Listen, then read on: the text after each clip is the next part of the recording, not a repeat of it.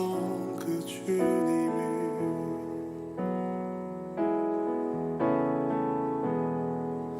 혼자서만 세상을 사는 듯이 주가 멀어 보이기만 할 때 우리는 바라보아야 하네. 우리에게 오셨던 그 주님을 주님이 우리의 아픈 마음을 아시네. 가까이서 우리의 아픔에 공감하시네. 우리 가운데 찾아오셨던 그 주님이 우리의 모든 상황에 공감하시네.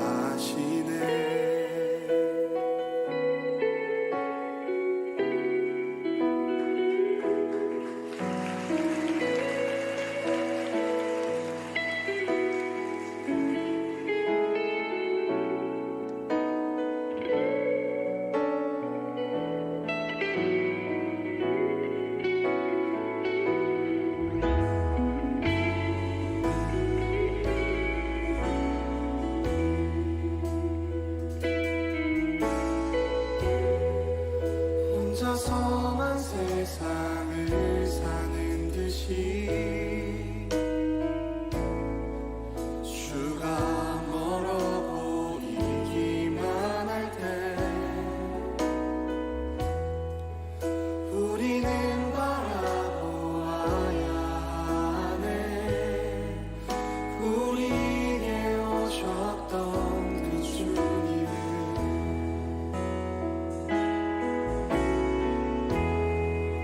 혼자서만 세상을 사는 듯이 주가 멀어 보이기만 할 때 우리는 바라보아야 하네. 우리에게 오셨던 그 주님을 주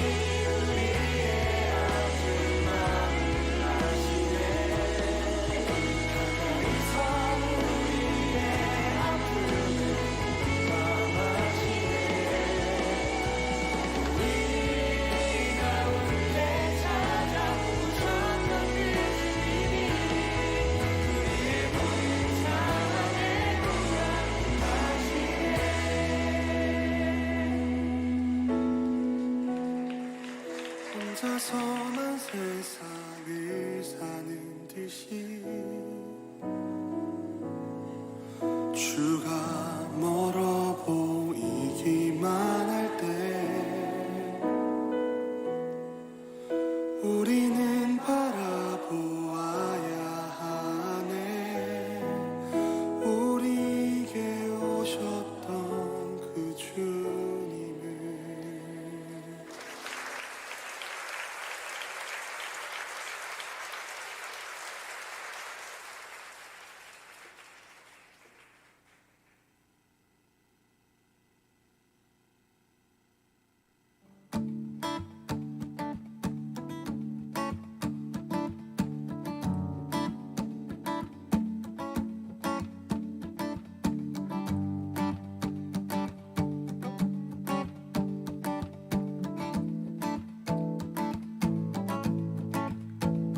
혼자라고 느낄 때 늦었다고 생각할 때 더는 안 될 거라 말할 때 우리 찾아오시네. 더 이상은 안 될 때 내 힘으로 못할 때 닫힌 문을 여시고 빛을 밝혀주시네. 그곳은 아직은 미약하나 주가 밝혀주시니 따라가려 하네.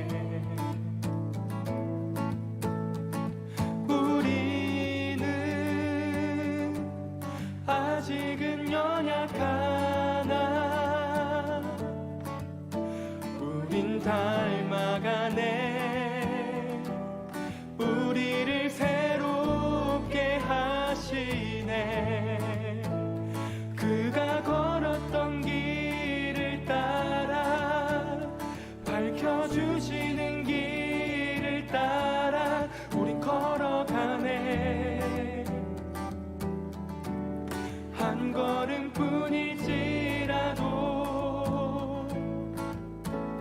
그가 보여주신 사랑 우리 마음 깊은 곳에 알게 하셨네.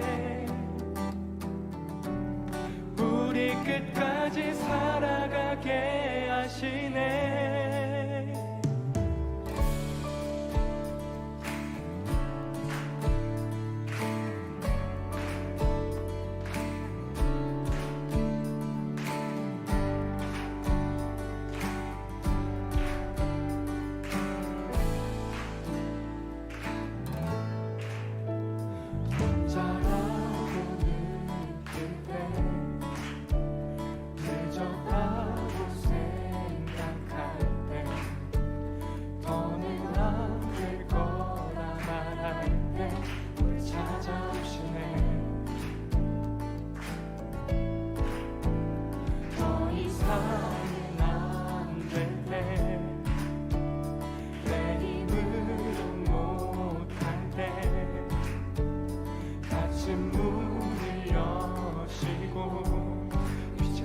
주시네.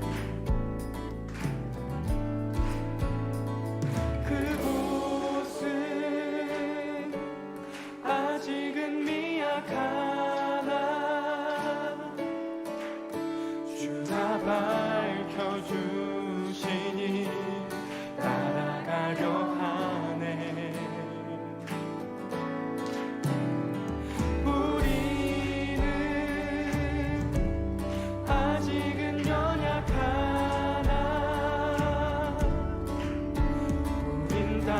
닮아가네. 우리를 새롭게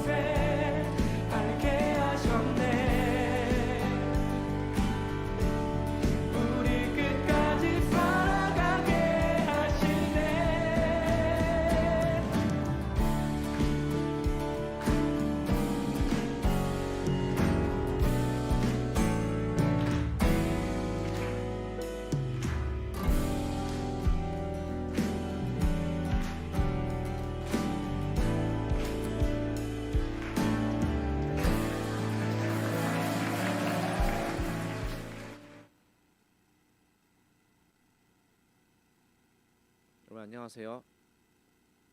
기도에 오신 여러분을 환영합니다. 예, 나가고 있구나. 혹시 소리가 작으면 말씀해 주세요. 키우긴 키웠는데. 반갑습니다. 지연 청년, 미성 청년, 요한 청년, 하원 청년, 경훈 청년, 유진 청년 반갑습니다. 많이들 오셨네요.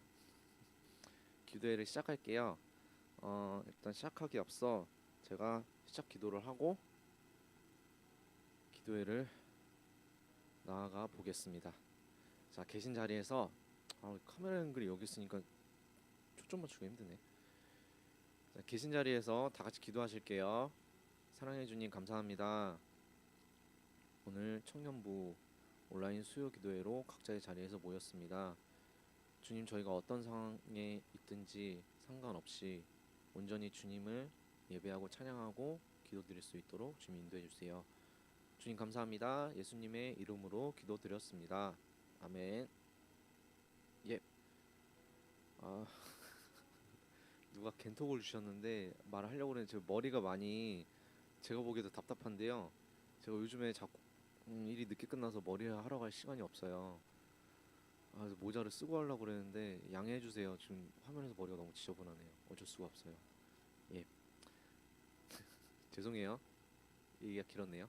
시작할게요. 오늘은 박애주의 영성에 대해서 나눠보는 시간인데요. 여러분들 혹시 제가 초점이 좀 안 맞더라도 이해해 주세요. 카메라는 이쪽에 있는데 제가 모니터링 하는 건 좀 위에 있어가지고 뭔가 안 맞네요. 네.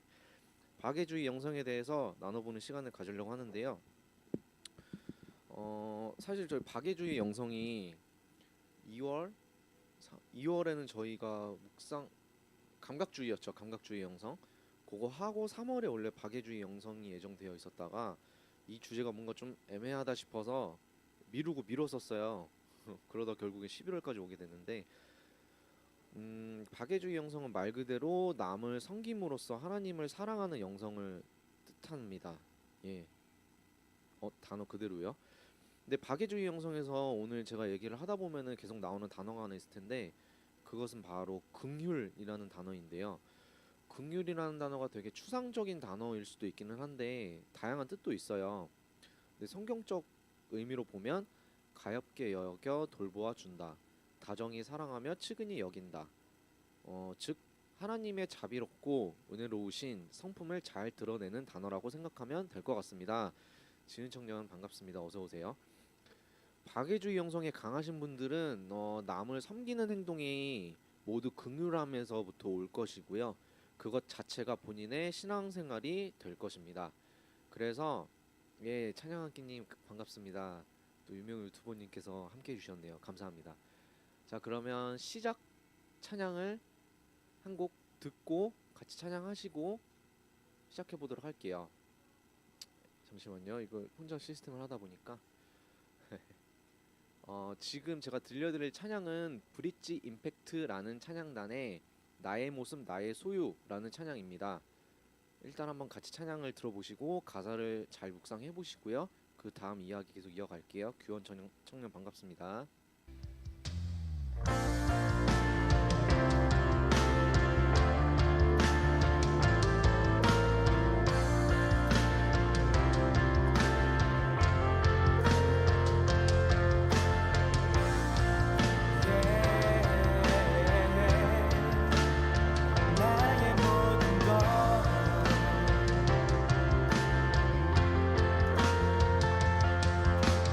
나의 모습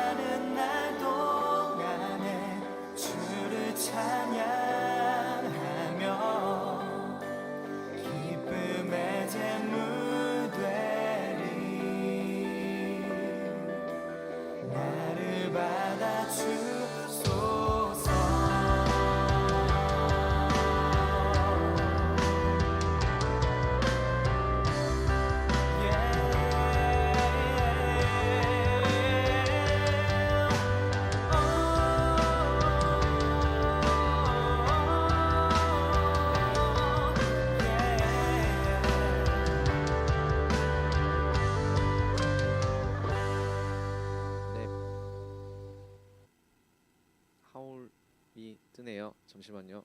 혼자 있는데 하울 뜨면 안 되는데.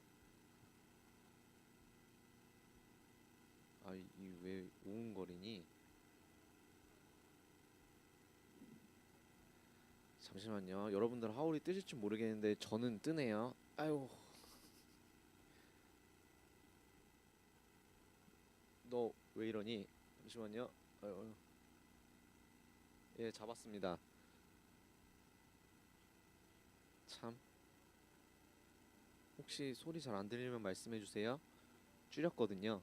하울이 떠서. 네. 방금 찬양 듣고 오셨는데요. 브릿지 임팩트의 나의 모습 나의 소유였습니다. 제가 왜 이 찬양을 들려드렸냐면 가사에 그런 부분이 나와요. 나의 생명을 드리니 주 영광 위하여 사용하옵소서. 내가 사는 날 동안에 주를 찬양하며 기쁨의 제물 되리. 나를 받아 주소서라고 고백을 하고 있는데요. 박애주의 영성은 하나님의 사랑을 실천하기 위해서 자신보다는 먼저 베풀고 이제 이웃에게 베풀고 봉사하는 게 중요한데 그 내용을 잘 담은 찬양이라고 생각을 했습니다. 그래서 이 찬양을 들려드렸고요. 박애주의 영성은 한 단어로 표현하자면 이웃을 사랑함으로써 하나님을 사랑한다. 이렇게 표현할 수 있을 것 같아요. 네. 자, 그래서 박애주의 영성에 대해서 본격적으로 들어가 보도록 하겠습니다. 참고로 9가지 영성에 대해서 저희가 지금 매월 진행하고 있는데요. 9가지 영성이라는 책에 있는 내용을 기준으로 토대로 해서 이제 저의 경험담이나 저의 이제 생각을 살짝 첨가를 해서 내용을 나누고 있고요. 오늘이 마지막 영성 시간입니다. 박애주의 영성의 대표적인 인물이 있는데요. 저는 사실 이 책을 읽기 전까지 몰랐었는데 모르드게라는 인물이 있다고 합니다. 그러니까 이 인물에 대해서는 알고 있었는데 이 인물이 박애주의 영성이 강하다라는 거는 이 책을 이제 묵상하면서 처음 알게 됐는데요. 여러분들 모르드게 아시나요? 예, 뭐 목사님, 전도사님 당연히 아실 거고요. 아마 한 번쯤 다들 들어보셨을 거예요. 성경에서 이제 박애주의 영성의 대표적인 인물로 모르드게라고 보통 꼽는다고 하는데 이제 구약 에스더서에 주로 나오는 인물인데요. 에스더는 예전에 페르시아 어떤 한 왕국의 왕후였었죠. 페르시아라는 제국의 왕 중 한 명이었던 아하수에로라는 왕이 있었다고 해요. 그 분의 부인, 즉 왕후였던 에스더의 사촌이자 나중에는 양아버지가 되시는 모르드게라는 분이 있으세요. 네, 맞습니다. 요한청년 에스더에 나오는 인물입니다. 에스더의 부모가 이제 강제 이주를 당하면서 이제 많은 사건이 있었어요. 이제 그러면서 부모와 떨어지게 되면서 홀로 된 아이를 모르드게가 이제 본인의 자녀가 아님에도 불구하고 친자처럼 키웠는데요. 친자식이 아닌데도 이제 친자식처럼 키우는 것 자체가 긍휼의 최종 버전이 아닐까 싶었던 것 같아요. 이 책에서 말하고자 했던 건 물론 봉사나 이제 남을 섬기고 박애라는 것에는 많은 종류가 있지만 여러분들은 아직 와닿지 않을 수도 있겠는데 물론 이제 결혼하신 분들은 와닿을 수도 있겠는데 자기 자식이 아닌데도 친자식처럼 키운다. 그게 사실 쉬운 게 아닐 것 같아요. 제가 생각하기에도 에스더서를 자세히 읽어 보시면 모르드게의 자세한 행적을 보실 수 있는데요. 그에게는 원칙이 하나 있었어요. 남을 섬김으로 하나님을 섬길 수 있다면 기꺼이 그렇게 했었는데 만약에 남을 섬기는 것과 하나님을 섬기는 것에 상충되는 일이 생기게 될 때는 하나님을 우선적으로 기쁘게 하고 하나님을 우선적으로 섬겼던 게 모르드게라고 합니다. 에스더서 보시면은 내용이 재밌어요. 이제 에스더 부모님이 어떻게 이제 되고 모르드게가 에스더를 이제 친딸처럼 삼아서 키우게 되고 이제 그러면서 이제 박애주의 영성이라는 게 무엇인지 이제 긍휼이 무엇인지 보여주게 되면서 또 이제 페르시아의 왕이 위기에 처했을 때 도움을 주기도 하고 그러니까 일생을 남에게 헌신하는 거에 많이 바친 인물인 것 같아요. 박애주의 영성의 약점 중에 하나가 이기적인 요인을 통해서 남을 섬기는 거라고 할 수 있는데요. 그러니까 나의 만족을 위한 봉사나 섬김이 아니라 하나님을 위한 섬김이 모르드게에게는 명확하게 인식이 되어 있었다라고 볼 수 있습니다. 물론 예수님 또한 대표적인 박애주의 영성가라고 볼 수 있는데요. 그렇죠. 예수님은 사실 어느 영성을 이제 들이대도 다 어울리시는 분이에요. 왜냐하면 가장 완벽하신 분이시니까요. 아 그리고 지금 들어오신 분들 출첵 댓글 남겨주세요. 네 반갑습니다 여러분. 요한 청년은 네 제가 그 노래를 몰라요. 에스더라는 가수가 있는지도 몰랐어요. 저는 예전에 저희 교회 계셨던 이에스더 전도사님밖에 모릅니다. 제 주위에 아시는 에스더 분들 중에서는요. 네, 네 다른 얘기해서 죄송하고요. 예수님이라 말로 긍휼의 대표적인 아이콘이라고 할 수 있을 것 같아요. 이 9가지 영성을 넘어서 모든 속성을 갖고 계신 분인데 저희가 앞선 수요 기도회에서 이제 정호호 목사님과 김경호 목사님께서 여러 번 말씀해 주셨는데 우리는 9가지 영성에 대해서 나누면서 여러분들 오해를 하시면 안 되는 게 물론 내가 이 영성을 좀 더 이 부분에 강한 부분이 있다 그런 건 있을 수 있겠는데 한두 가지 영성을 꼽아서 난 이거에 강하니까 이거를 더 키워야겠다 이걸 집중해야겠다 난 이 영성가이다 라고 집중하라고 저희가 이 자리를 만든 것이 아니라요.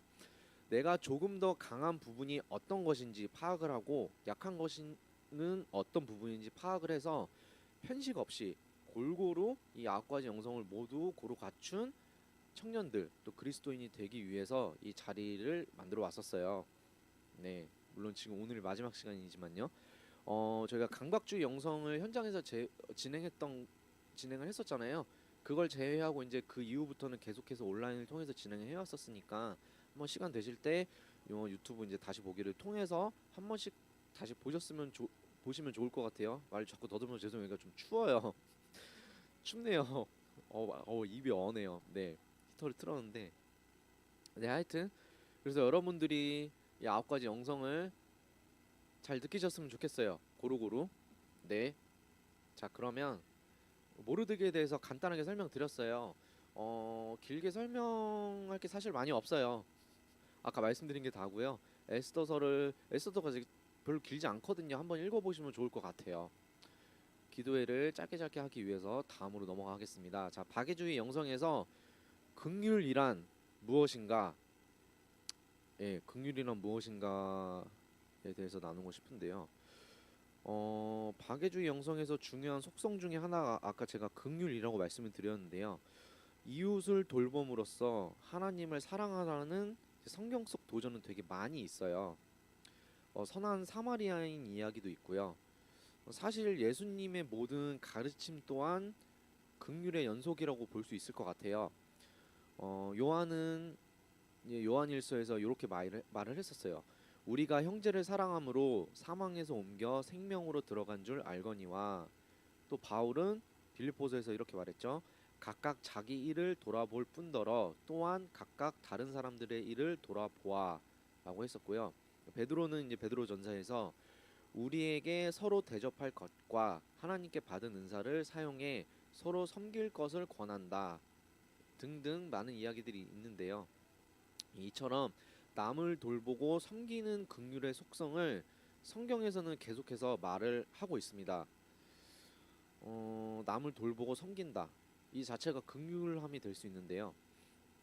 긍휼함은 예수님의 주된 속성이지만 우리도 닮아갈 수 있는 속성이 될 수 있어요. 우리는 이렇게 생각해 볼 수 있을 것 같아요. 우리는 모두 하나님이 지으신 존재들이거든요. 하나님을 진정 믿는 우리라면 이제 하나님이 지으신 모든 것을 소중하게 여길 줄 알아야 된다라고 저는 생각을 하고 이 책에서도 그렇게 표현을 하고 있어요. 즉 하나님이 지으신 사람들, 여러분도 되고 제가 되겠죠. 하나님이 지으신 사람들을 사랑함으로써 섬김으로써 그것이 즉 그분을 하나님을 섬기고 사랑하는 일이다 라고 느끼는 게 박애주의 영성에서 말하는 것이고 긍휼의 참된 뜻이라고 할 수 있을 것 같아요. 제 말이 혹시 어렵거나 그렇진 않으시죠? 네, 되게 간단해요. 네, 그렇죠. 그래서 여기에서 저희가 한 번 더 찬양을 듣고 가보도록 할게요. 위러브의 공감하시네 라는 찬양입니다. 네.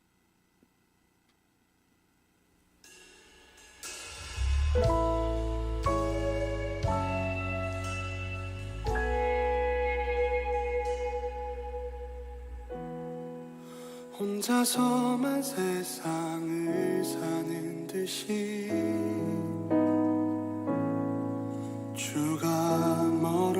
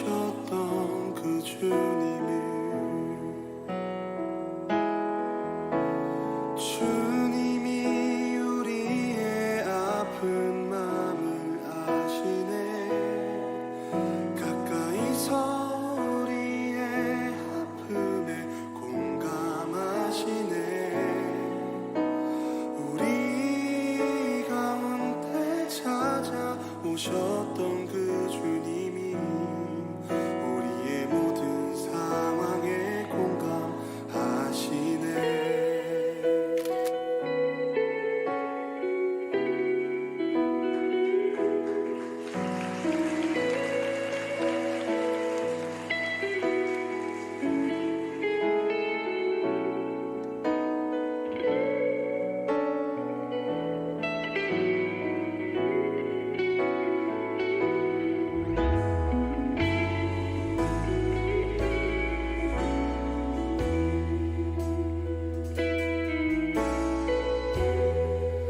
혼자서만 세상을 사는 듯이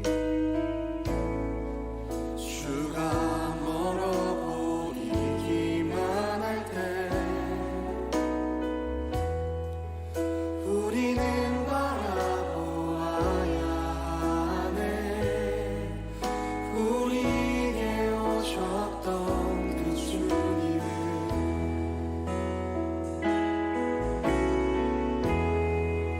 혼자서만 세상을 사는 듯이 주가 멀어 보이기만 할 때 우리는 바라보아야 하네. 우리에게 오셨던 그 주님을 주님이 우리의 아픈 마음을 아시네. 가까이서 우리의 아픔을 공감하시네. 우리 가운데 찾아오셨던 그 주님이 우리의 모든 상황에 공감하시네. 주님이 우리의 아픈 마음을 아시네. 가까이서 우리의 아픔을 공감하시네. 우리 가운데 찾아오셨던 그 주님이 우리의 모든 상황에 공감하시네.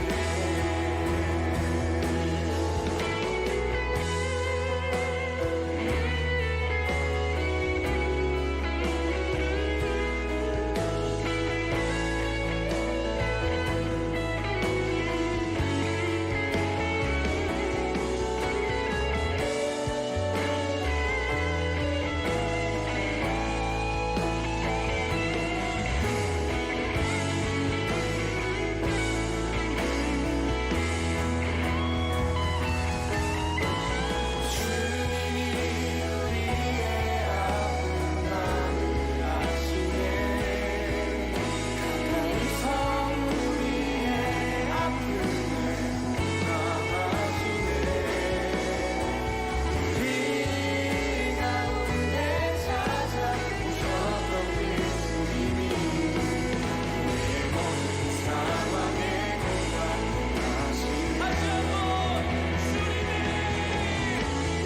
주님이 우리의 아픈 마음을 아시네. 가까이서 우리의 아픔을 공감하시네. 우리 가운데 찾아오셨던 그 주님이 우리의 모든 상황에 공감하시네.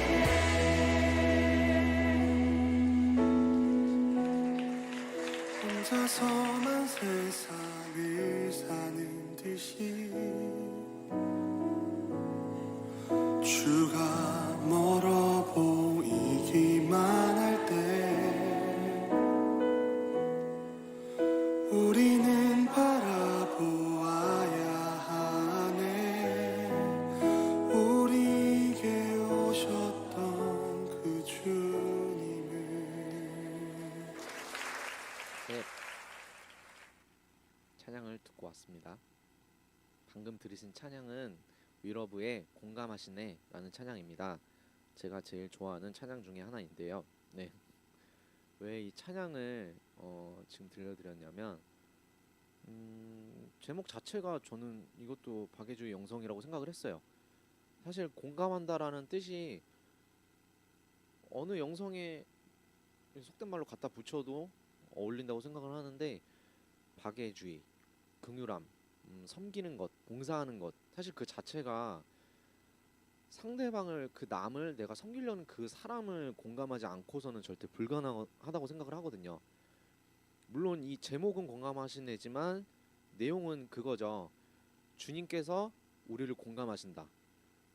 그래서 주님께서 정말 박애주의 영성을 실천하시고 계시는 거예요. 주님께서 우리를 공감하시고 모든 상황을 이해하시고 아픔을 모두 아시고 즉 우리도 똑같이 그렇게 해야 되는 거죠. 박애주의 영성가들도 그렇게 하고 있는 거고요. 상대방의 아픔을 알고 공감을 하고 모든 상황을 알고 공감하고 그것을 통해서 남을 섬기고 그래서 이 찬양을 들려드렸었고요. 다음으로는 박애주의 영성의 속성에 대해서 간단하게 말씀을 드릴게요. 사실 저는 이 부분이 제일 중요하다고 생각을 해요. 여러분 혹시 섬기는 것이나 봉사하는 것에 대해서 얘기를 할 때 남을 섬기고 남에게 봉사하는 것 그런 얘기는 많이 들어봤을 거 아니에요. 저도 그랬었고요. 근데 이 책을 묵상하면서 머리를 한 대 맞은 게 있었어요. 박애주의 영성은 이웃을 사랑하고 남을 사랑하고 돕는다라고 말을 하고 있는데 정말 중요한 게 하나 있다라고 이 책에서 말을 하고 있더라고요. 그것이 뭐냐면 내 가족부터 즐겁게 돌봐야 한다라는 거였습니다. 책에서 이렇게 표현하고 있는데요. 세상을 바꾸는 일은 밖에서 시작되는 게 아니라 내 가정, 내 집 안에서부터 시작된다라고 하더라고요. 맞는 것 같아요. 가정도 제대로 돌보지 못하는데 어떻게 남을 돌보겠어요?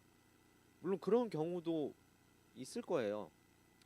제 어떤 아는 지인의 지인은 뭐 부모님께서 봉사를 하고 많이 하시는데 가정 안에서는 실질적으로 그러지 못하니까 아무래도 이제 남을 섬기거나 봉사하는 쪽을 직업으로 삼는 분들은 뭐 다 그러신 건 아니겠지만 그게 일이다 보니까 이제 집 안에서는 사실 그걸 실천하기가 힘들 경우가 있을 거예요. 여러분들도 아마 생각해 보면 쉬울 거예요. 밖에서는 솔직히 다 남에게 친절하잖아요. 근데 집에 들어가면 가족들은 편하다 보니까 그러지 못하는 경우가 있을 거예요. 저는 자취를 하다 보니까 그런 경험이 많이 없긴 한데 물론 저도 이제 집을 가끔 찾아갈 때 있긴 한데 내 가족을 돌보지 못하고 먼저 챙기지 못한다면 남을 도울 수가 없을 거예요. 물론 설령 그럴 수 있다 하더라도 겉으로만 좋아 보이는 허물뿐인 봉사가 될 것이라고 생각을 해요. 저는 제 일례를 한 가지 들려드리자면 저는 자취를 고등학교 언제부터 시작했냐면요. 지금도 생각이 나는데 수능 끝나고 나서 시작했었어요. 수능 끝나고 한 일주일 뒤였나? 사실 자의 반 타의 반으로 하게 됐어요. 제가 원한 것도 있었고 반 강제인 것도 있었는데 그러면서부터 저는 지금까지 이제 제가 29이니까 한 10년 됐죠. 10년 11년 됐는데 그동안 저 혼자 살다 보니까 이제 가족들을 이제 명절 때나 가끔 아니면은 뵐 일이 거의 없었는데 여러분들을 저를 보면서 어떻게 느꼈는지 모르겠지만 저는 박애주의 영성이 어느 정도 있는 사람이라고 생각을 하거든요. 그러니까 제 자랑을 하거나 그런 건 아니고요. 저는 어릴 때부터 그냥 남을 뭔가 돕는 거에 있어서 많이 즐거움을 느꼈었어요. 물론 어렸을 때는 교회를 다니지 않았었으니까 이제 그게 하나님 속성에 대한 하나님 사랑에 대한 봉사는 아니었을지언정 근데 적어도 그러니까 즐겁게 얻긴 했는데 저의 만족보다는 그냥 남을 먼저 돕는 게 저는 그냥 좋았었어요. 그래서 교회에서 뭐 이것저것 많이 하는 건지 모르겠는데 지금도 그렇고요. 그런데 지금에 와서 돌이켜 보면은 제 가족한테는 잘 그렇지 못한 것 같아요. 솔직히 아무리 자취를 한다고 하지만 그래서 이 내용을 보면서 많이 머리가 좀 띵했었거든요. 교회에서 여러분한테 보여지는 모습은 뭐 중고등부 교사도 하고 있고 찬양단도 했었고 이제 청년부에서도 이것저것 일을 하다가 임원도 하고 어쩌다 보니 회장도 2번 연속 하게 되고 뭔가 많이 하고 있고, 또 회사에서도, 회사는 물론 당연히 돈을 받는 곳이니까 당연히 해야 되는 건데 저는 필요 이상으로 제가 받는 돈 이상으로 남을 돕고 있다고 생각도 하거든요. 다행히 저희 직장분들은 교회를 안 다니셔서 이걸 보지 않으시겠지만, 근데 역으로 생각해 봤을 때 과연 제가 제 가족들을 그만큼 돌봤는지가 많이 의문이 들더라고요. 저희 할머니께서는 요즘 많이 좀 안 좋으세요, 건강이. 물론 연락은 드리고 있는데 뭐 이런저런 일로 많이 찾아뵙지도 못하고 있고, 물론 코로나 때문이기도 하고 제가 일이 많기도 하기도 하지만 참 그렇더라고요. 그래서 여러분들도 한 번쯤은, 정지하는 건 절대 아니고요, 한 번쯤은 생각해봤으면 좋은 내용인 것 같아서 이렇게 나누는 거예요. 여러분들 지금 아마 이 기도회를 드리고 계시는 대다수의 분들은 교회 안에서 교사도 하시고 찬양단도 하시고 임원도 하시고 또 사회로 나가서도 학교에서든 직장에서든 많은 섬김을 실천하고 계시다고 저는 생각을 하거든요. 저희 청년분들은 적어도. 근데 과연 내가 내 가족한테도 그렇게 하고 있는지, 정죄하는 거 절대 아닙니다. 같이 나누기를 원하는 거예요. 제가 그렇게 느껴서 한번 생각을 해보셨으면 좋겠어요. 절대 내 나한테 가장 가까운 사람을 먼저 우선시하지 않는 한 남이 우선시가 될 수 없는 것 같아요. 사실 저는 가족에 대한 컴플렉스가 좀 많거든요. 자꾸 제 얘기를 많이 해서 죄송한데 저는 엄마에 대한 컴플렉스가 되게 강해요. 엄마라는 존재가 없다 보니까 제가 제가 태어나고 나서 거의 한 달도 안 돼서 돌아가신 걸로 저는 알고 있거든요. 한 번도 뵙지도 못했고, 그래서 가족에 대한 그게 되게 갈망이 크다 보니까 자취도 한지도 오래되고, 그러다 보니까 뭔가 오히려 가족을 더 돌봐야 되는데 많이 지쳤던 것 같아요. 가족한테 제가 돌봄을 당한 경험이 거의 없다 보니까 저를 많이 돌봐주시지를 못하셨죠, 가족들이. 사실 그럼에도 불구하고 가족은 여러분들이나 저나 가장 가까운 사람들 중에 한 명이고, 내가 가장 먼저 돌봐야 될 사람들 중 한 명이기 때문에 어떠한 이유든 간에 또 어떠한 아픔이 있든지 간에, 물론 가정 안에서도 아픔들이 다 있으실 거예요, 저처럼. 그걸 떠나서 가족을 먼저 섬기셨으면 좋겠어요. 혹시라도 뭐 자취를 하시는 분들은, 아마 자취하시는 분들이 몇 분 계실 거예요. 하루에 한 번씩 부모님께 연락드리는 것만이라도 저는 되게 충분하다고 생각을 하거든요. 가족들과 지내시는 분들은 뭐 말 안 해도 아시겠죠?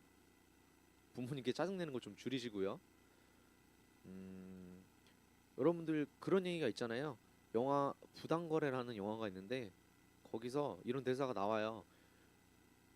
권리가, 아 뭐죠? 뭐였죠? 아, 호의가 계속되면 그게 권리인 줄 안다고. 잘못 말했네. 둘리 얘기할 뻔했네요. 호의가 계속되면 그게 권리인 줄 안다. 전 그 표현을 되게 좋아하거든요.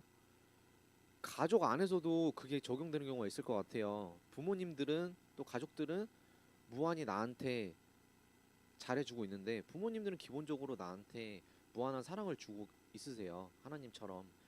근데 그걸 당연하게 생각하고 가족들에 대한 관계를 되게 당연하게 생각하고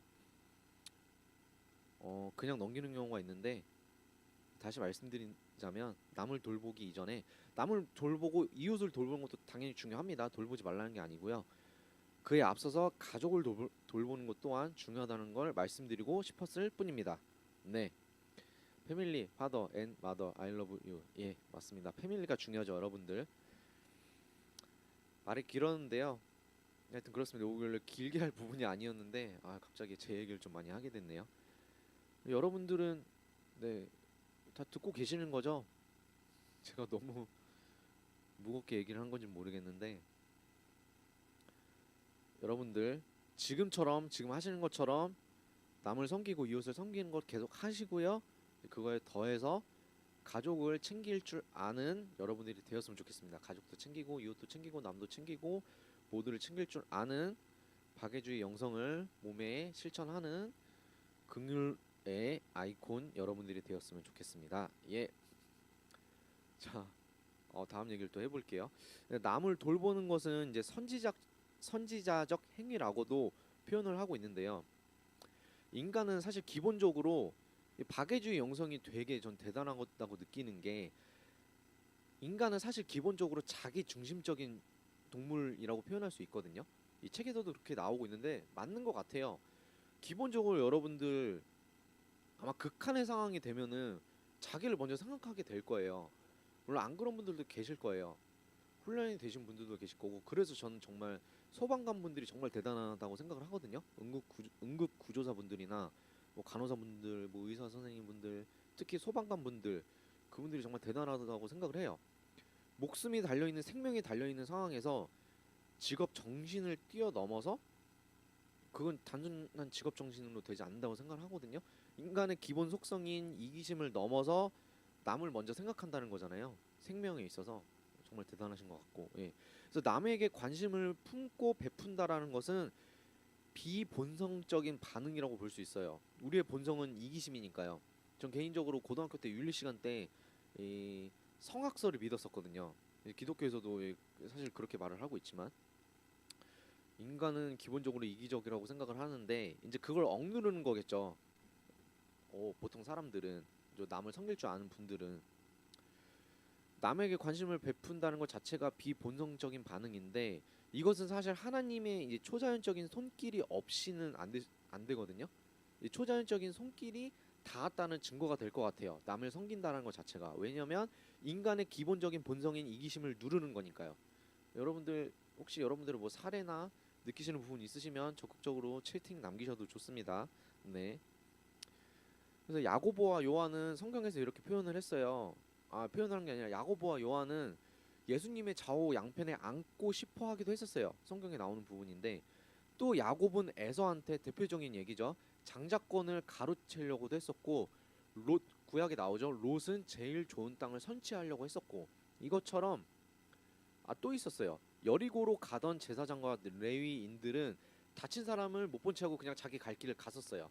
이것처럼 성경에서도 인간의 기본 속성이 이기적인 것을 보여주고 있는데, 물론 예수님은 전혀 그렇지 않죠.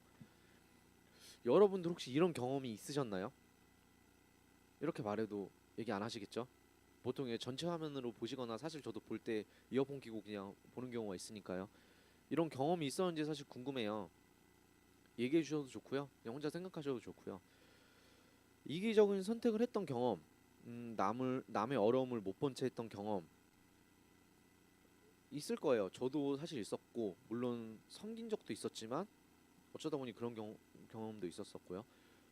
이게 저는 대단하다고 생각을 하는 게, 누구라고 말은 안 하겠지만 아마 지금 이 기도에 참석을 하셨을 텐데, 어떤 청년 중에 한 명은 참 그 청년 볼 때마다 대단하다고 생각하고 본받아야 된다라고 생각을 하는데, 길에서 누가 넘어져 있거나 뭐 술 취한 취객이거나 뭔가 싣고 가시다가 넘어지시거나 뭘 타고 가시다가 넘어지시거나 그러면은 한치의 고민도 없이 바로 달려가서 돕더라고요.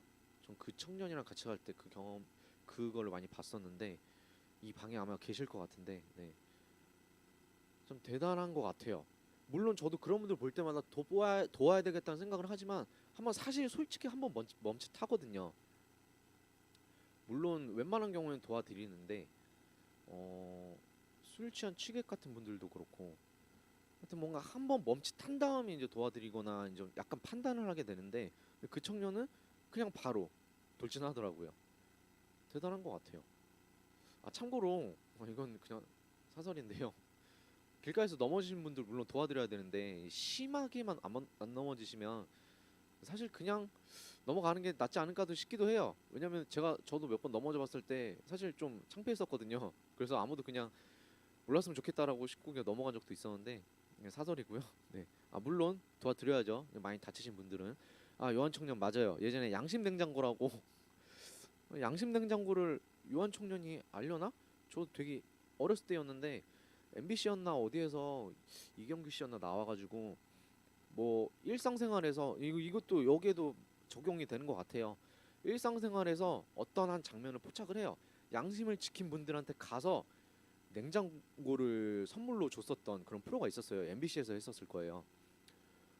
아, 이것도 사담인데 양심 냉장고 하니까 떠올랐던 게 정말 예전에 양심 냉장고에서 어떤 에피소드 중에 하나가 있었는데 정지 차선을 지키는지 차로에서 운전하고 가다 정지 차선 신호등 앞에 정지 차선이 있잖아요. 그걸 지키는 사람이 있는지 그걸 테스트하는 이거를 이제 방영을 했었는데 그 에피소드가 있었는데 수십 명 아침부터 밤까지 계속 하는데 수십 명이 지나가는데 제가 어렸을 때 봤는데도 기억이 나더라고요. 수십 명이 지나가는데도 한 명을 안 지키더라고요. 사실 저도 창피한 얘기지만 안 지킬 때가 사실 많이 있어요. 물론 대다수는 지키는데요. 그런데 이제 저녁 늦게쯤에 이 이경규 씨랑 다른 패널이 이제 도저히 지쳐서 아무도 안 지키네요. 이제 가야 될 것 같습니다라고 하는 찰나에 연출은 아니었던 것 같은데 되게 극적이었는데 어떤 한 분이 차량도 기억이 나요. 티코였든지 되게 경차였었거든요. 정지선에 딱 스무스하게 딱 서면서 그 다음에 가시더라고요. 아무도 없는 저녁 때였는데 아무도 없는 저녁 때 신호가 되게 짧은 구간이었는데 아무도 없는데도 딱 지키고 가더라고요. 이제 출연진들이 가서 붙잡았죠. 이제 그리고 선물을 드리려고 하는데 그분이 약간 장애를 갖고 있으신 분이더라고요. 제가 잘 기억 신체적인 장애도 약간 있으셨는데 자폐가 있으셨는지 물론 면허 취득은 가능하신 분이었으니까 이제 운전을 하셨던 거였는데 그러면서 되게 한동안 그거에 대해서 이슈가 좀 되기도 했었고 맹인 부부 예. 아니요. 맹인 부분가 뭔지는 모르겠는데요. 왜냐면 맹인 부분은 맹인이신 분들은 운전을 할 수가 없으니까요. 요한 청년. 아마 그거는 다른 에피소드인 것 같아요. 운전을 하셨던 분이었었어요. 하여튼 그래서 그거 보면서 많이 숙연해지기도 했었던 것 같아요. 그 당시 그거에 이슈가 되기도 했었고 사실 약자라고 표현할 수도 있는 그런 분들께서도 물론 그분들께서도 이렇게 모든 규범을 잘 지키고 계시는데 사실 그것도 이기심을 내려놓는 거잖아요. 빨리 가려는 아니면 남을 보행자를 생각하지 않는 그 이기심을 억누르고 그걸 표현하지 않고 그것도 남을 섬기는 거라고 저는 생각을 했거든요. 이번 내용을 묵상을 하면서 하여튼 그걸 통해서도 느낄 수 있을 것 같아요. 인간에겐 이기심이 있지만 충분히 그걸 억누를 수 있다라는 것을 그것은 우리의 힘만으로 되는 게 아니라 하나님의 도우심, 하나님의 초자연적인 손길이 있어야만 가능하다고 저는 생각을 합니다. 요한청년 괜찮습니다. 사실 정말 오래된 거라서요. 제가 착각할 수도 있고요. 누가 착각했는지는 몰라요. 네. 자, 그래서 박애주의 영성 속성에 대해서는 이거 한 가지만 기억하시면 좋을 것 같아요. 남을 섬기는 것 중요하지만 이웃을 섬기는 것 중요하지만 내 가족부터 먼저 섬기자. 그걸 중요하게 생각하셨으면 좋겠습니다. 네. 자, 박애주의 영성의 유혹에 대해서 마지막으로 나누고 이제 찬양 한 곡 하시고 기도하고 마치려고 하는데요. 마지막으로 박애주의 영성에는 몇 가지 유혹이 있습니다. 다른 9가지 영성에 8가지 영성에서도 똑같이 있었는데요. 여러분들 다 듣고 계시는 거죠? 네. 예. 듣고 계시는 거죠? 들어오신 분들은 출첵 댓글 남겨 주시고요. 남을 섬기는 것을 최우선으로 생각하기 때문에 그렇지 못한 사람들이나 아니면 다른 영성에 대해서 판단할 수 있는 여지가 있어요. 정죄함이라고도 할 수 있죠. 그러니까 다른 영성들은 이제 각자 영성에 이제 맞게 행동을 하고 있는데 남을 섬기는 것이 최우선이 아닐 수도 있다 보니까 아니 당연히 하나님이 지으신 이 인간들을 사랑하는 게 하나님을 사랑하는 것인데 또 남을 섬기라고 하나님께서도 하셨는데 하나님조차도 남을 섬기고 계시는데 왜 당신들은 남을 섬기지 않고 있느냐 이런 정죄함이 들어갈 수도 있어요. 물론 봉사랑 섬기는 거에서는 생각하는 게 다를 수도 있거든요. 무조건적인 섬김만이 섬김이 아닐 수도 있어요. 네, 강도가 다른 거겠죠. 이제 그렇지 못한 사람들에 대해서도 정죄함을 할 수 있다라는 게 약간 그러니까 단점은 이거 여기서 말하는 유혹은 단점이 될 수가 있겠죠. 위험한 부분이 될 수 있어요. 정죄함을 휘두를 수 있다라는 것인데요. 이 부분은 정말 조심해야 되는 부분이고요. 내가 섬긴다라고 해서 당신은 왜 이렇게 섬기지 않아? 라고 하는 건 되게 위험한 요소인 것 같아요. 저는 사실 솔직하게 고백을 드리자면 저도 교회 안에서 많은 활동을 하고 많은 섬김과 많은 봉사를 하면서 저도 인간인지라 가끔 느낀 적이 있었어요. 솔직히 아니 난 이만큼 하는데 왜 왜 이렇게 예. 아 물론 요즘은 그렇지 않고요. 근데 물론 저는 그걸 억눌렀었죠 예전에는. 근데 사실 그건 정말 좋지 못한 생각이라고 저는 생각을 해요. 그래서 저는 기본적으로 요즘에 생각하는 마인드는 남이나 다른 여건에 상관없이 환경에 상관없이 예를 들어서 5명이 있어서 5명이 모두 해야 되는 일인데 두세 명이 하지 않는다. 그럼 오케이. 제가 더 하면 되는 거니까요. 저는 사실 그런 마인드로 교회에서 봉사를 하고 있거든요. 섬기고 있고. 전 그런 생각이 옛날부터 좀 강했어요. 이런 정제함이라는 생각도 사실 정말 어렸을 때나 했던 생각이었고 그래서 가끔 몇몇 분들이 저한테 얘기할 때가 있어요. 왜 혼자만 하느냐라고. 근데 뭐 혼자만 하기 전에 그 얘기 하기 전에 그냥 각자 알아서들 하시면 될 것 같고요. 농담이고요. 저는 뭐 몇 명 안 하는 사람이 있으면 그 몫을 제가 하는 것도 전 상관없다고 생각을 하거든요. 왜냐면 하나님의 일을 하는 거잖아요. 여긴 교회고요. 사실 이게 직장 일이면 다른 거예요. 좀 다른 부분이죠.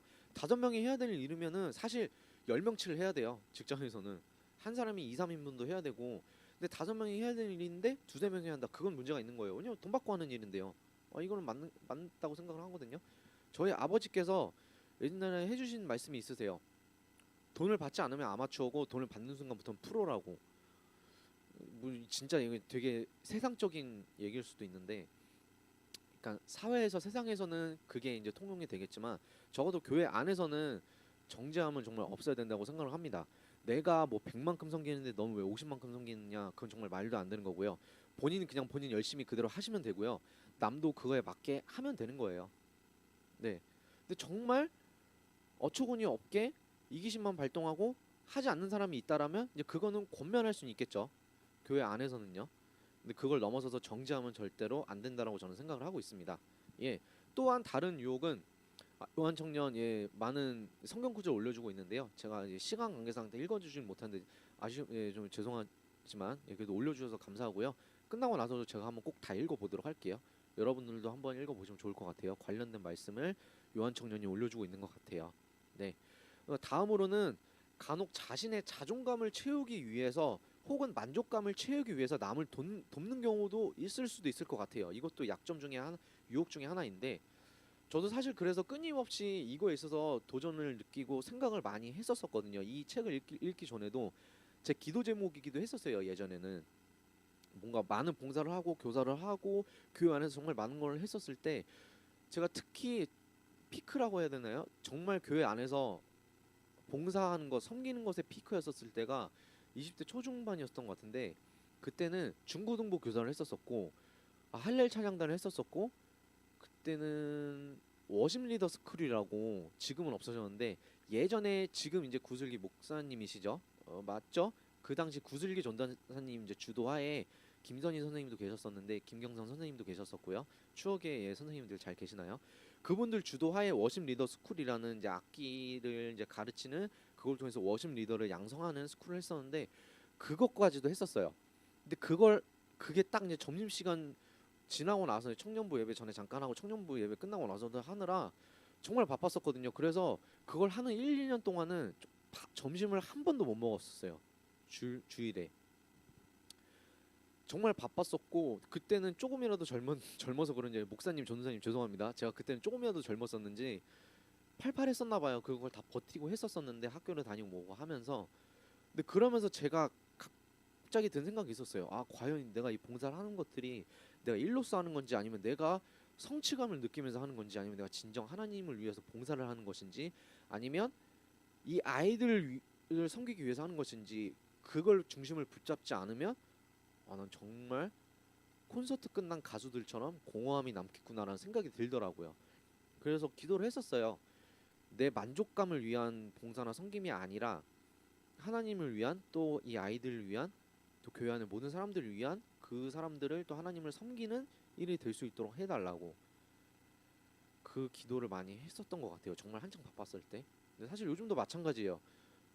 내년도 회장을 한 번 더 도전이라고 해야 될지 섬기게 됐었을 때도 그 기도를 많이 했었었거든요. 사실 솔직히 말씀드리자면 하고 싶어서 한 건 아니었지만요. 상황이 어쩔 수 없었지만 그래도 그 안에서 뭔가 제 욕심이 조금이라도 들어가거나 그런 게 없게 해달라고 기도를 했었는데 박애주 영성에서는 그걸 조심하셔야 될 것 같아요. 박애주 영성이라서가 뿐만 아니라 교사 활동을 하시고 특히 뭐 임원 교사 활동하고 임원 활동하는 거 안에서도 이 섬기는 것이 물론 힘든 일인데도 뭔가를 하나 했을 때 성취감을 얻었을 때 이게 내 만족감이 되는 것인지 아니면 정말 하나님을 섬기는 일인지 한번 생각을 해보고 기도하는 게 필요할 것 같아요, 여러분들. 특히 또한 강조하고 싶은 건 찬양단한테 이게 가장 중요한 것 같아요. 전 항상 여러 번 말하는데 좀 열정주의 때도 말을 했었는데 뭐 주바락이던 할렐이던 이제 외부 다른 찬양단이던 우리 교회 안에서 뭐 성가대도 있고 많은 찬양단들이 있죠. 찬양단이 가장 위험하고 유혹을 얻을 수 있는 그런 단체인 것 같아요.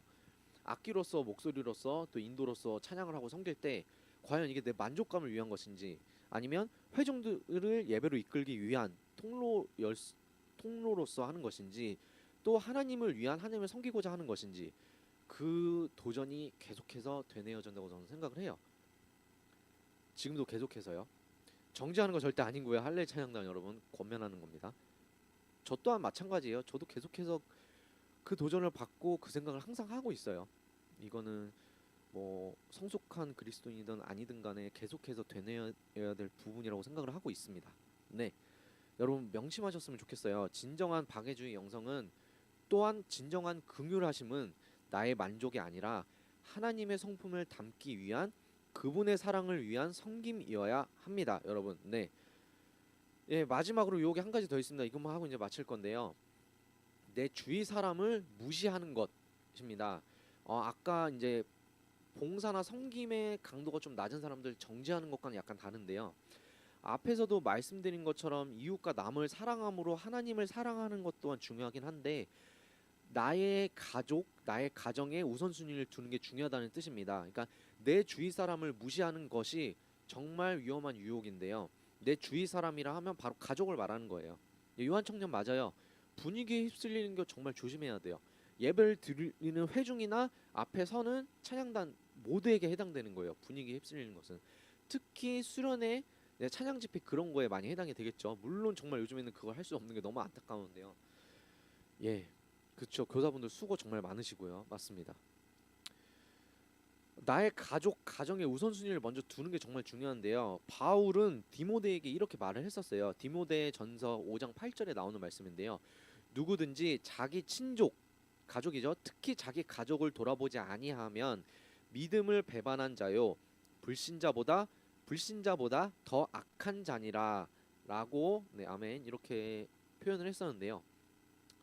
내 욕구를 채우려는 봉사가 아니라 진정 하나님을 사랑하는 봉사, 섬김이라면 여기서 말하는 이제 계속해서 제가 말하는 봉사나 섬김은 이제 거창한 봉사단체를 가고 뭐 하는 그런 게 아니에요, 여러분. 그것도 맞긴 한데요. 교회 안에서 하는 모든 게 여러분들이 이미 섬김이나 봉사를 하고 계시는 거예요. 밖에서 누구를 잠깐 돕고 넘어진 분들을 부축해드리고 떨어지는 물품들을 이렇게 이제 담아드리고 또 가정 안에서도 뭔가를 돕고 가정일을 돕고 그게 봉사고 섬김이에요, 여러분. 거창한 거 큰 거 생각하지 않으셔도 돼요. 되게 간단한 것부터 생각하시면 돼요. 내 욕구를 채우려는 봉사가 아니라 진정 하나님을 사랑하는 봉사라면 먼저 내 가족부터 즐겁게 돌볼 줄 알아야 됩니다, 여러분. 사실 전 박애주의 영성에 대해서 다루면서 가족이라는 키워드를 이렇게 많이 말하게 될 줄은 몰랐어요. 이 책을 읽으면서 저도 정말 많이 도전을 받았었고 많이 느끼게 됐었어요. 이러한 자비의 행위가 하나님의 사랑을 표현하는 또한 사랑이 자라나는 길이 될 것이에요. 다시 한번 내 주위 사람 즉 가정을 먼저 돌보고 또 이웃과 남을 섬기고 실천하는 것이 하나님께 사랑을 표현하고 하나님을 섬기고 하나님에 대한 사랑이 나의 신앙이 자라나는 길이 될 것입니다 라고 이 책에서는 표현하고 있고 하나님께서도 우리한테 그렇게 말씀하신다라고 저는 생각을 합니다. 여러분, 중심만 잃지 않는다면 박애주의 영성이야말로 모든 영성들은 정말 다 중요한데요. 박애주의 영성은 정말 그 중에서도 고결하고 거룩한 소명이 될 것이라 있다고 저는 생각을 합니다, 여러분. 네, 아멘, 아멘이신가요? 아멘, 여러분, 아멘, 아멘, 아멘. 지금 제가 띄워드리는 기도 제목을 놓고 다 같이 기도했으면 좋겠습니다. 지금 계신 자리에서 통성으로든 조용한 목소리로든 묵상으로든 어떤 방법으로든 좋으니까요. 지금 계신 자리에서 다 같이 기도하시겠습니다. 기도하시겠습니다.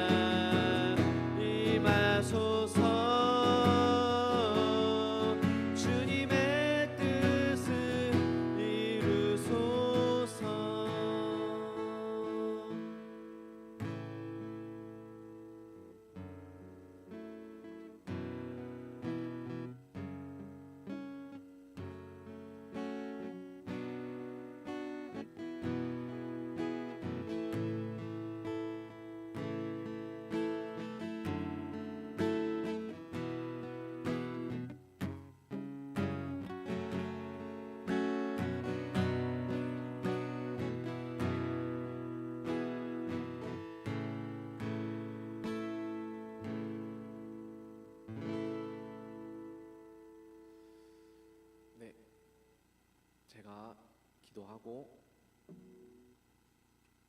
각자의 자리에서 주기도문 하시고 기도를 마칠게요. 제가 마지막 기도하겠습니다. 사랑해 주님, 사랑해 주님 감사합니다. 오늘도 저희 청년부 이렇게 각자의 자리에서 모여서 기도할 수 있게 상황과 여건 허락해 주시면 감사드립니다. 주님, 오늘 박애주의 영성에 대해서 나눴습니다. 하나님이 그러셨던 것처럼, 주님께서 그러셨던 것처럼 저희 또한 이웃을 남을 섬기고 사랑하고 긍휼의 속성으로 나아갈 수 있도록 좀 인도해 주세요.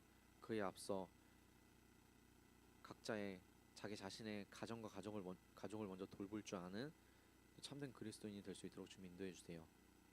어떠한 유혹에도 흔들리지 않고 오직 주님만 바라보는 청년들 되도록 인도해 주셨고, 코로나 사태에 상관없이 온오프라인 상관없이 어느 자리에서든 어떤 방식으로든 예배가 계속되어질 수 있도록 청년들이 그 예배에 함께할 수 있도록 좀 인도해 주셨고, 코로나 현장에 계시는 모든 분들 건강 잃지 않을 수 있도록 좀 인도해 주셨고, 또한 수능을 앞둔 또 입시를 한창 진행하고 있는 고3들 지치지 않고 주님의 인도하심으로 온전하게 그 길을 걸어갈 수 있도록 좀 인도해 주세요. 주님 감사합니다. 예수님의 이름으로 기도드렸습니다. 아멘. 네, 각자 계신 자리에서 주기도문 하심으로 기도를 마칠게요. 기도하시겠습니다. 하늘에 계신 우리 아버지여, 이름이 거룩히 여김을 받으시오며 나라의 임하옵시며 뜻이 하늘에서 이루어진 것 같이 땅에서도 이루어집니다. 오늘 우리에게 일어나는 시고 주옵시고 우리가 우리에게 죄 지은 자를 사해 준 것 같이 우리의 죄를 사해 주옵시고 우리를 시험에 들게 하지 마옵시고 다만 악에서 구하옵소서. 나라와 권세와 영광이 아버지께 영원히 있사옵나이다. 아멘. 네, 감사합니다 여러분. 기도회를 마치겠습니다. 여러분 죄송합니다. 제가 기타 코드를 계속 틀렸는데요. 제가 B 마이너랑 B를 못 잡아요. 잘 연습을 했는데도 이러네요. 기도하시면서 삑삑 소리에 방해가 되셨다면 죄송하고요. 네, 상관없이 저희는 찬양과 기도를 계속 할 수 있습니다.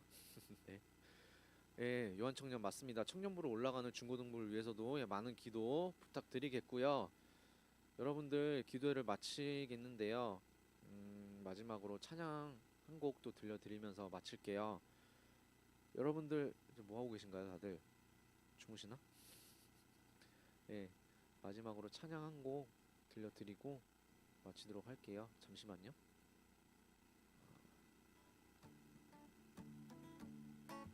찬양이 나오고 있죠.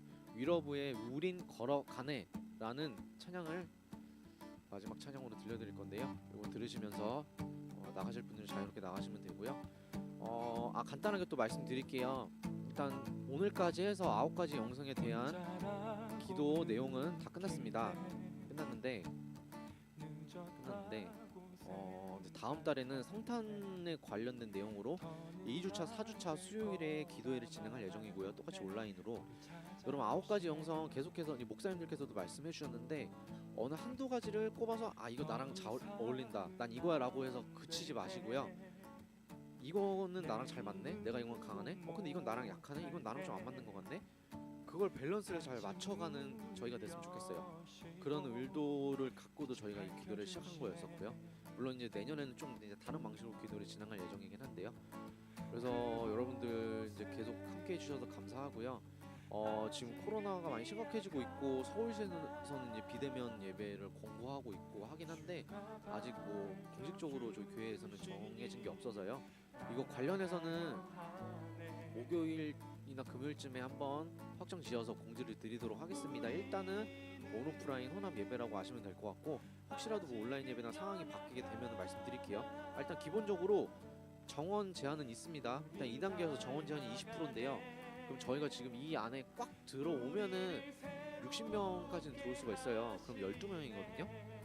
일단 12명 제한이긴 한데 뭐 만약에 초과가 된다 하더라도 보내진 않을 거니까요. 뭐 다른 예배실에서 같이 예배를 하신다라든지 다양한 방법이 있으니까 하여튼 자세한 거는 또 공지를 드릴 테니까요. SNS 공지 꼭 확인해 주시길 바라겠습니다. 그래서 다른 광고는 또 없을 거예요. 다음 달에 2주차, 4주차에 온라인 기도회가 있고 또 지난주에 하원이가 광고해 준 것처럼 크리스마스 이브 성탄 전날에 온라인 성탄 행사를 할 건데요. 자세한 거는 이번 주 다음 주 중 공지를 하겠습니다. 여러분 기대하셔도 좋을 것 같아요. 네. 예, 목사님 감사합니다. 다음번에는 목사님 댁으로 한번 가서 다시 한번 해볼까요? 네네. 그래서 오늘 기도회를 마치도록 할게요. 여러분 함께 해주셔서 감사하고요.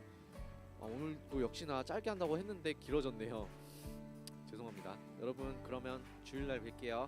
현장에서든 유튜브를 통해서든 예배 때 뵐게요. 여러분 안녕. 감사합니다.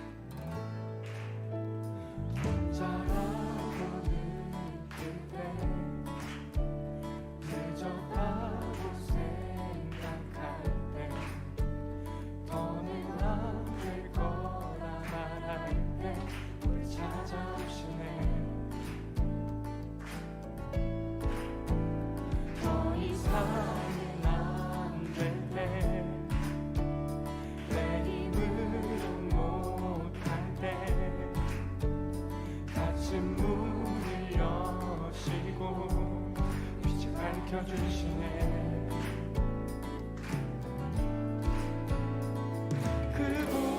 그곳은 아직은 미약한